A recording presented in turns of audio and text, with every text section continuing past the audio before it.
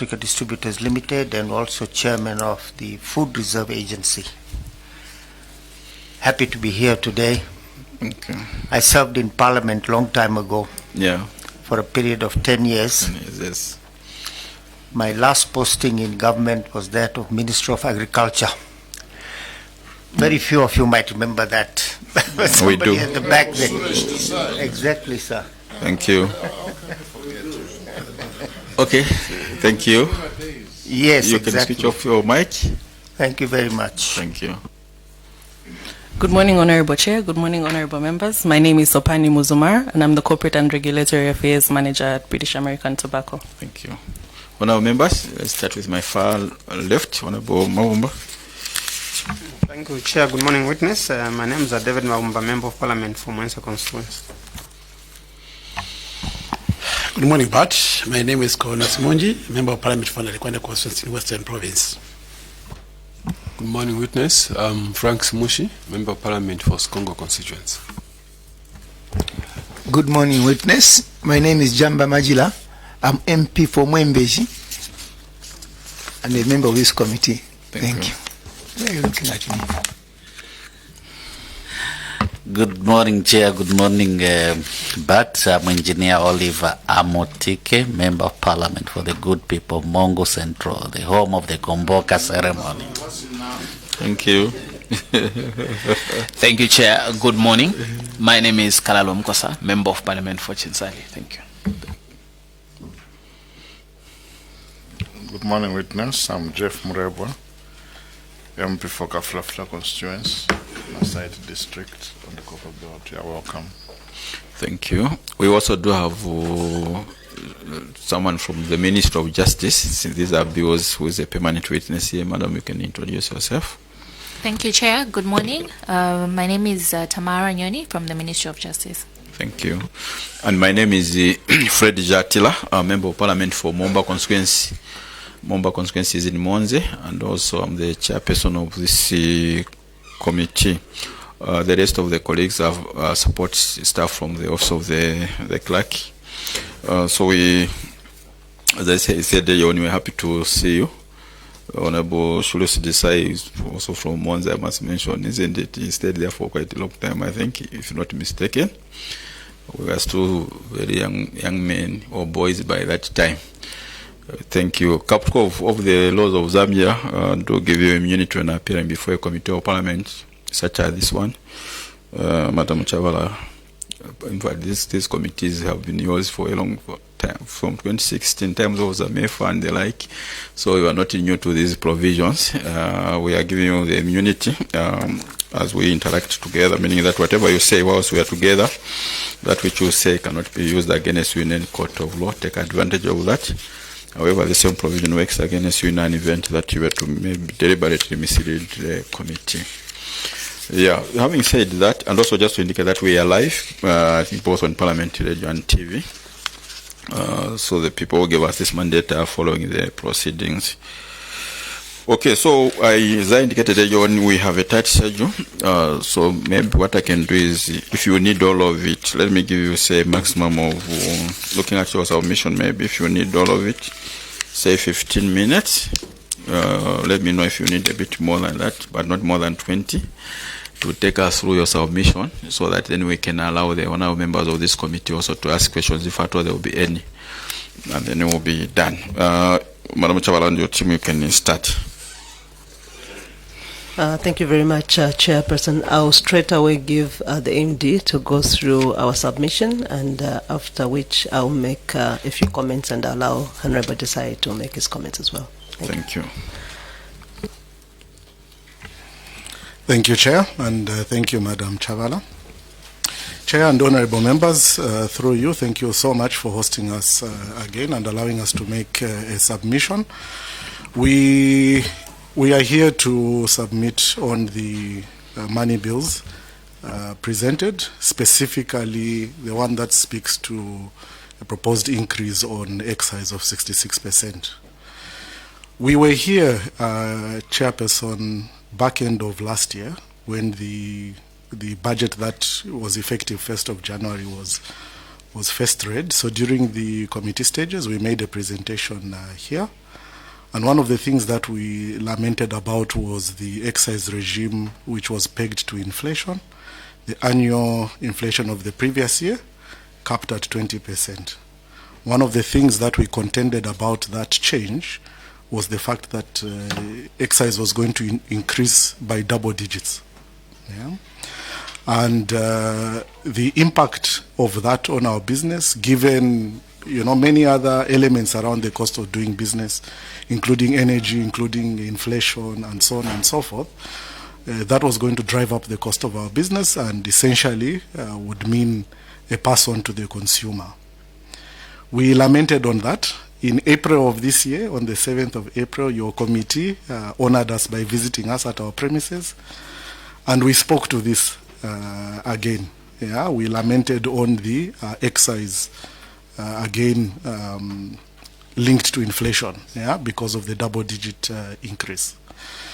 Just to give you a flavor of how it has played out, so that 13% increase that we were slapped with on the 1st of January this year has year to date resulted in a 22% volume loss versus same period last year. Yeah, we are currently managing the effects of that excise increase. We've lost 22%, and most of that volume has gone to players who do not even pay tax. Yeah. Mr. Desai is here because he's our biggest distributor based here in Lusaka, and it's first-hand information that we have lost the volume, and we've lost the volume to illicit players. According to our estimations, based on the outlets that we visit, around 4,600 outlets that we see every week. When we take a read of that and extrapolate in the entire population of customers who sell product, we see that illicit cigarettes have almost doubled versus what the exit number was last year. So last year, our read was around about 12.2%. This year, we are just under 24%, and we're only half year. So we are seeing illicit having grown, so most of our volume moving into the illicit players. From our side, again, based on the read, we see that there's an estimated $10 million that government is losing annually. Interestingly, a few weeks ago, I think 5 or 6 weeks ago, we had a seminar with law enforcement agencies, Ministry of Finance were there, Ministry of Commerce, and other ministries were there, and we're basically discussing around ways in which we can curb illicit, the growth of illicit. Ministry of Finance made a presentation, and in their presentation they said they estimate that around $50 million worth of revenue is lost to illicit players. This is a significant amount of money. Around $50 million is lost annually. And so, committee, I speak about the loss in volume already, currently, based on the 13% increase. Imagine what a 66% increase in excise is going to do. So whilst we are alive to the fact that government needs the revenue, we are also alive to say that the revenue must be obtained in a sustainable manner. In our submission, we have shown that the last 2 years of excise increments have actually not resulted in the target being met. Yeah? And so what this is likely to do is to even move further away from that target. What this change is likely to do is actually to kill legitimate industry and incentivize the illicit players. Today, an illicit business on cigarettes has a benefit of 452 kwacha per 1,000 sticks that they sell. They have that benefit today. With this 66% change, essentially what we are doing is we are putting 66% more incentive into their pockets. That's essentially what this bill is going to do. It's going to further incentivize the illicit players. And when they are further incentivized, they can actually do much more. Today they are in cigarettes. With much more money in their pockets, they move to other vices. Before we know it, we'll be dealing with a problem that we could have contained long before. So we humbly, therefore, request that this 66% increase in excise be revoked. That is our humble request. Rather, we request that we look to the revenue leakage, which is in the $50 million that Ministry of Finance themselves estimate is being lost to illicit. Our recommendation is that we look there. That is where the money is. That is where we can gain it sustainably. This change will only kill legitimate players. It will only kill industry. Just one last thing to just show you how revenue is moving. The increment, the 11% increment that we got coming into 2024 resulted in a 6% volume loss. That year, we paid 90% of the excise as British American Tobacco. The year after that, where we lost that 6%, we paid 91% of the excise, even after losing volume. The expectation would have been that the excise payment in percentage terms should have also gone down because we are losing, we lost volume. Essentially, what you will see is that even this year, with the loss in volume that we have experienced, you potentially will still see that a business like ours will pay close to 90%. But in actual fact, we are already tracking 22% of our volumes, meaning that the money is moving into the illicit channels. I don't think this is what we want as a country. Thank you, Chair. I submit. Thank you, MD. Chairperson, that's a very abridged version of our submission, and I'm sure the honorable members will have time to actually look at the details of our submission. Just before I give my submission, let me allow Honorable Desai to give his. Thank you.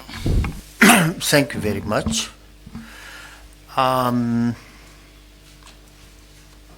the chairman of a company called Pan-Africa Distributors.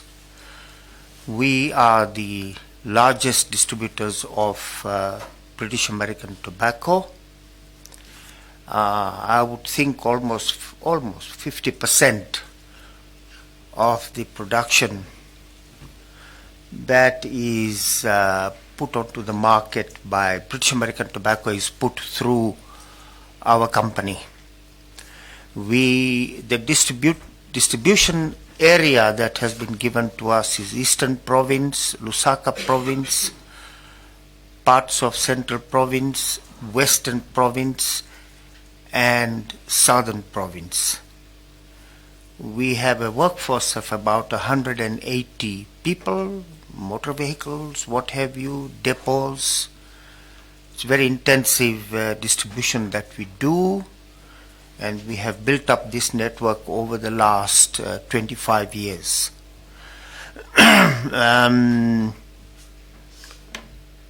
What has happened from January up to now is a very sharp decline in our volumes.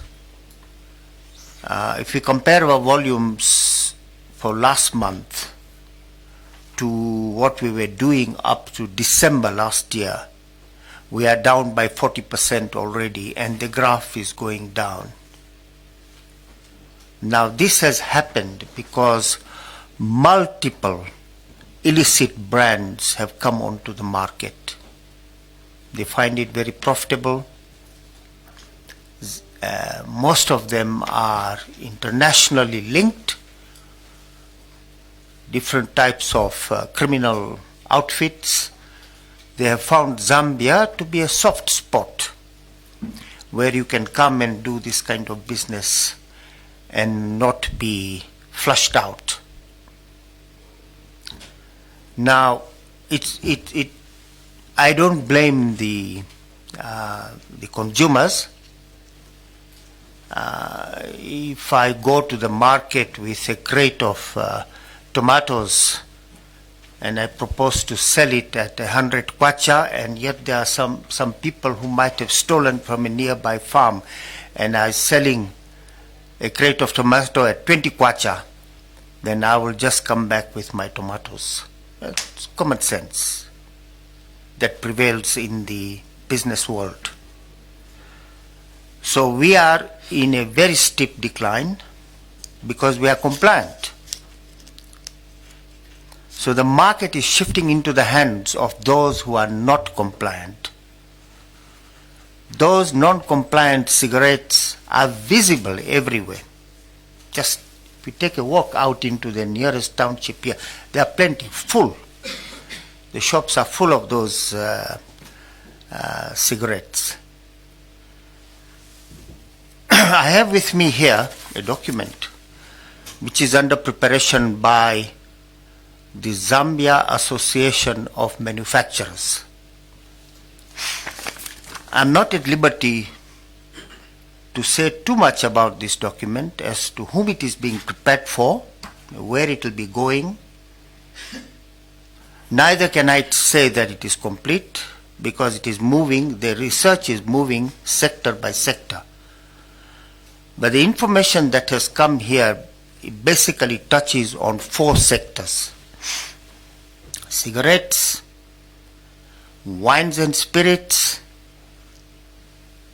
opaque beer, which is chibuku, and the 4th one is fast-moving consumer goods, things like groceries, which are imported from South Africa. There is massive avoidance of duty, excise, VAT, income tax, and also various other types of taxes which government levies on goods that are brought from abroad and sold within the Zambian market.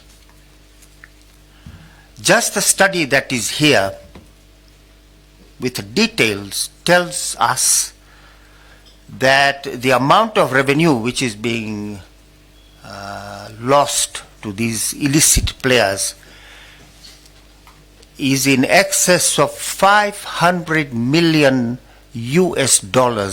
per annum. If that revenue is collected, we don't need the IMF with its stringent conditionalities. Neither do we need to pass this kind of measures that you are proposing to pass now, where the only answer seems to be to load more on the compliant and thereby advantage the non-compliant. This is a model which can't take us far, honorable members. It can't take us far. My company by December will be closed because we will not be able to sustain the cost structure that goes into running a large workforce, motor vehicles, fuel, repair bills, what have you, that goes into the kind of distribution that we do. With volumes dropping already by now, by the end of June, we're down to 40%. We're down by 40%. Any further drop will mean that we will be knocked out of the market. Now, what I'm talking about is a real situation. If we care to go out into the market, we'll be able to see. And this report does not even contain what goes on in the hardware sector, which is a very large sector. It does not even contain what goes on in the motor vehicle spare parts, which is a very, very large sector, plus many, many other items which people import into the country and sell. And obviously, when you bring in goods that you don't declare at the border, you are not going to put those goods on the smart invoice, which our ZRA has now introduced. They are not going to do that. That money, it just moves in cash. The goods come in and the money is also smuggled out. So there is an organization which said that $3 billion are being smuggled out of Zambia, the illegal flows of money out of Zambia. So what I mean to say is that this is the environment against which we are proposing to sharply increase the price of a number of compliant goods. It's not going to work out. By December, there will be a total collapse. Thank you very much. Thank you. Your mic, you can switch off your mic. Thank you very much. Chair, we thought, sometimes when we come and speak as BAT, it's one company. But we do have 3 big distributors across the country that then help us to take these things to market. And sometimes you better understand it when you go into the value chain. But in a nutshell, Chair, what we are saying is let's not be lazy. Let's think hard and long and sustainable to this solution, to find a solution to our problem today. And we do understand that revenues for government are down, but it's years and years that we've spoken to issues of illicit, issues of widening the tax base, and I think that's what we should be thinking about. But also overtaxing businesses has really never also yielded in positive results, and we can cite so many places in the world that people obviously thought tax and tax upon tax will result in government revenue going up. It has always resulted in government revenue going down. Just a few years ago, we had a debate on sales tax, for example. How did it die? Because we did demonstrate to government that really you cannot model behavior. Today you think because VAT's volume is this, and therefore obviously the group from the Ministry of Finance sat and looked at our numbers and 66% gave them a certain number. But if 13% has already yielded 22% drop, then 66% is killing the business and they will collect nothing. So at the end of the year, in fact, I can bet my bottom dollar share in 3 months, Ministry of Finance will come back here to try and raise some more money, because that money that they thought they will raise today will not be there, because the businesses that they thought they would tax will basically dwindle a little bit more, or people would devise ways of not paying that tax. People, you are just making them a little bit more intelligent to evade the tax, because nobody wants to pay that much tax if they think it's going to kill them.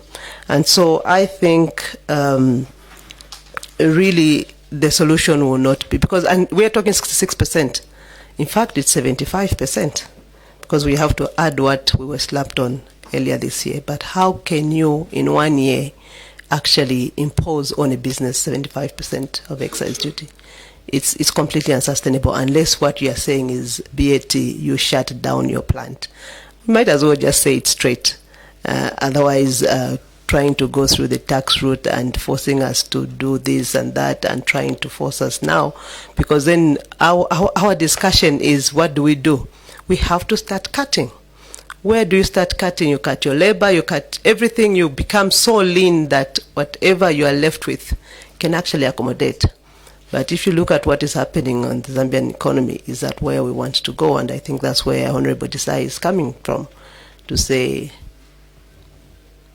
what can we look at? And industry has been available to help, Chair. We have availed ourselves to help ZRIA and any other enforcement agency. We've got enough information. We go to the market almost every day, and we have this information. It's an issue of implementation. And yet we don't see that much traction to actually go out there and collect what is already due to us. So, Chair, maybe I'll end there and we can take the questions. Thank you very much. Thank you very much, BAT, for that submission, honorable members. Just 2 questions. Honorable Amtike, Honorable Mumba. Honorable Amtike. Thank you very much, Bat, and thank you very much. Honorable Mumba, not Honorable Mumba, yes. Okay, thank you very much, Chair. Thank you very much. But maybe just a question and comment, which I'm trying to solicit from the witness here. So from where I see it, a drunkard is always a drunkard, whether he's drinking a fine whiskey or cachasu. You look for something that gets him drunk. Same with smokers, whether you're sipping a nice fine cigar from but if he can't afford it, You go and get to an illegal one somewhere.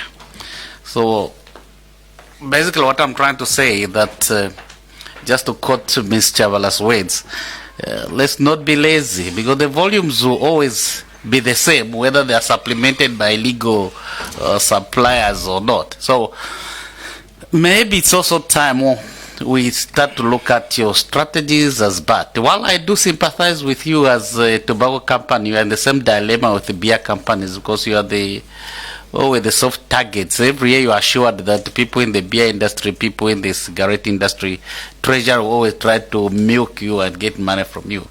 But probably in terms of protecting your own industry, protecting that volume, because we know this volume of your customers is standard.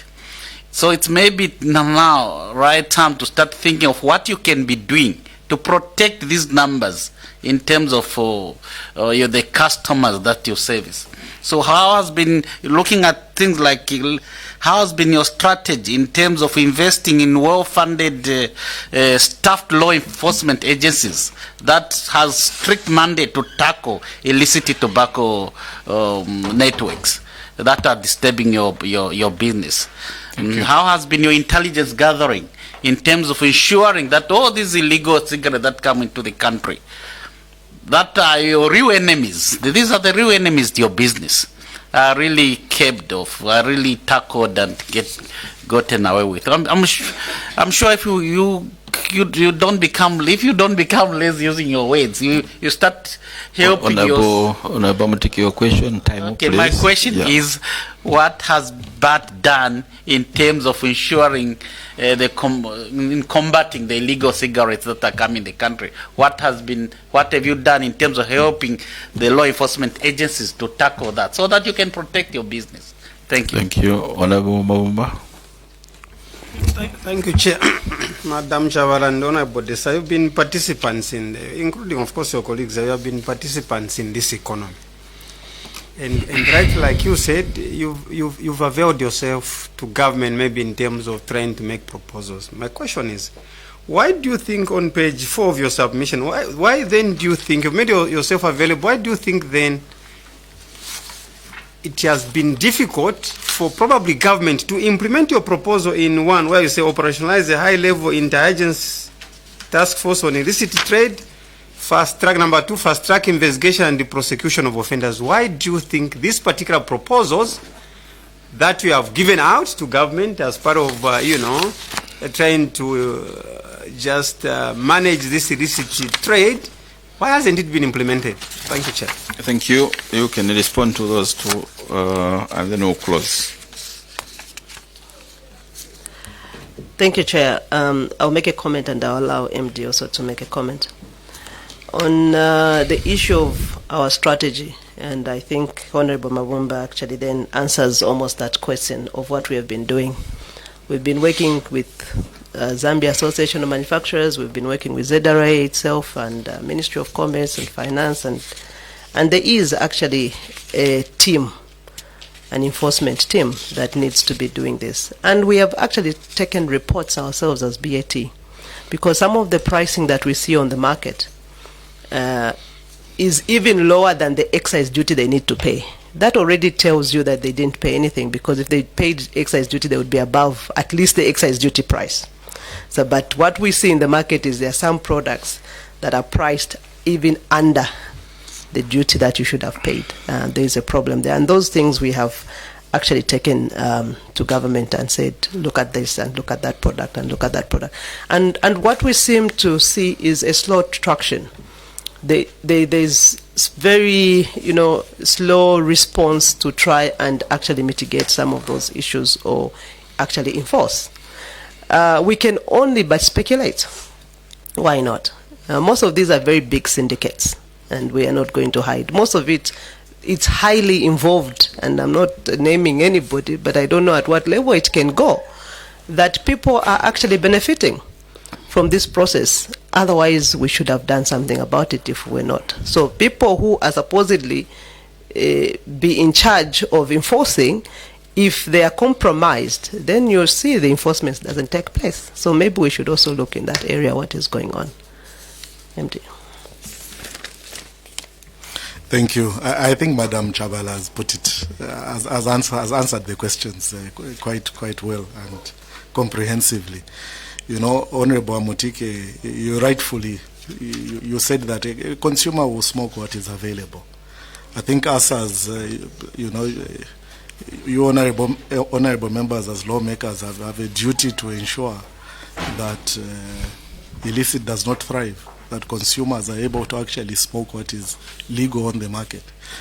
I spoke about the fact that this change, today, illicit players have got a 452 advantage. With this change, that advantage goes to 750. Their pockets run quite deep. So let me end there. Okay, thank you very much, Beth, for coming to appear before this committee. Definitely one of the roles is to, as we wind up this week today, is to bring these issues to the executive for their consideration. Time, Honorable Mukosa. Okay, clarify. Thank you, Chair. For me, it's just a clarification. On page 2, there is this table which shows with the columns for the year excise increase, target revenue, actual revenue, also the actual versus target. Is this just for BAT or for the industry, the revenues? Okay. Thank you. Thank you for that. BAT? Thank you, Honorable. Thank you, Chair. It's for the industry. Thank you. Okay. Okay, so a couple of the laws I was saying, as we wind today, basically we'll have to bring these issues to the executive as a way forward for them to make the final decision. But the information that which you do give us is very good for this committee as we engage both ZRA and the Ministry itself, Ministry of Finance and National Planning. So we are so grateful that you found time to appear before this committee. Sorry for rushing you, even as we wish we could have had more time to engage. In terms of couple of the laws of Zambia, the immunity that which was granted to you, everyone who also ended, do have a good day. Thank you very much for coming. Thank you very much, Chairperson, and thank you very much, honorable members, for having us here.